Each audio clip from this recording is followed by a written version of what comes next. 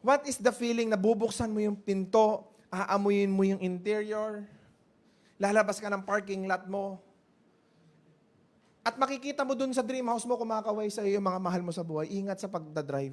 Lahat sila kasama mo sa bahay dahil sobrang yaman mo. Na hindi nyo kailangan mag-away dahil sa pera.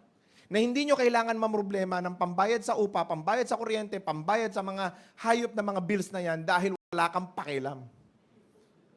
What is the feeling? Yun ang tanong ko sa iyo ngayon. Ano yung pakiramdam?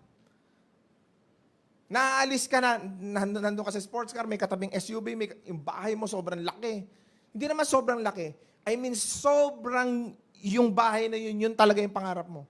Ang luwag ng garden, may swimming pool, may basketball court, may golf course. Isipin mo lang, right at this moment, na hindi mo kailangan maghabol lagi, na hindi ka nagmamadali lagi, na hindi ka laging, alam mo yung pressure, araw-araw.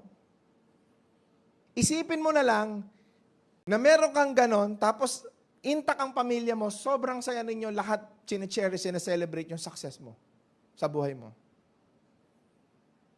Now, kung naiisip mo yan in your mind's eye right now, I want you to realize that it is actually right here, right now.